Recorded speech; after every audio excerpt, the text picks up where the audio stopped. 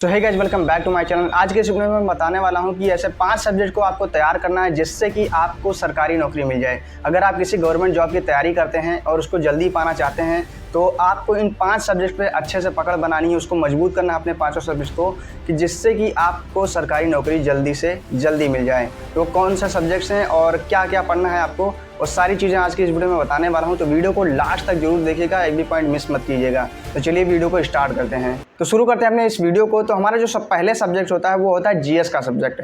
GS के subject में जो पहला सब्जेक्ट आता है वो आता है पॉलिटी का, फिर हिस्ट्री, फिर ज्योग्राफी, फिर इकोनॉमी, और आपका साइंस का सब्जेक्ट भी जीएस में ही आता है। कौन सा? Physics, chemistry and bio. ये एलिमेंट्री लेवल तक होता है, यानी कि 10th लेवल तक पूछी जाती है, बेसिक साइंस पूछी जाती है। अगर आपने इन सब्जेक्ट्स में अगर पकड़ बनाई तो आपका जीएस मजबूत हो जाएगा। ठीक है, अब बढ़ते हैं अपने नेक्स्ट सब्जेक्ट की तरफ। वो कौन सा है? वो आपका आता है रीजनिंग का सब्जेक्ट।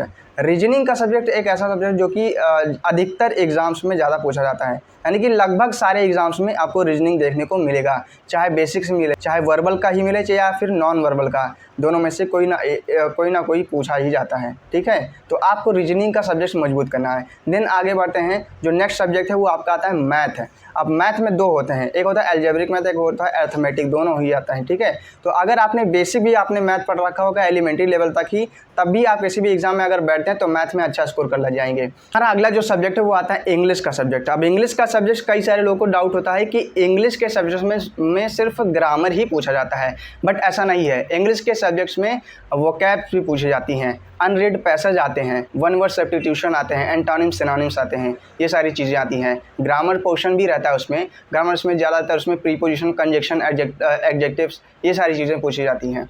और अगर आपको डिटेल में चाहिए कि एग्जैक्टली कौन कौन से टॉपिक पूछे जाते हैं इन सारे सब्जेक्ट्स में, तो आप कमेंट करके बताइएगा, मैं उसके लिए स्पेशल वीडियो आपके लिए बना दूंगा।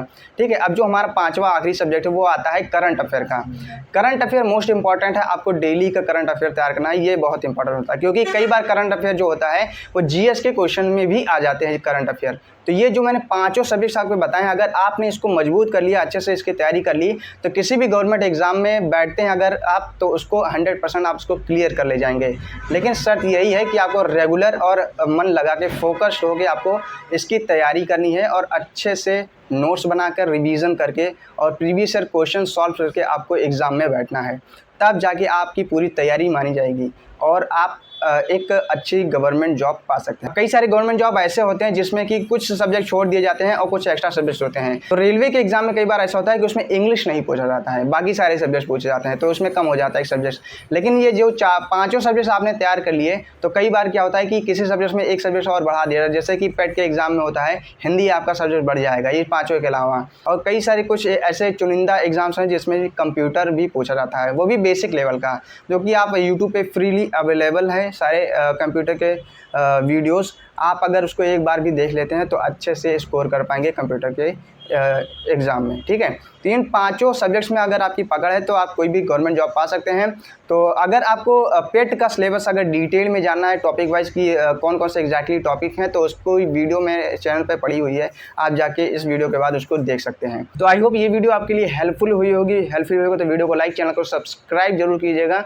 मिलते हैं किसी नई वीडियो में, तब तक के लिए गुड बाय।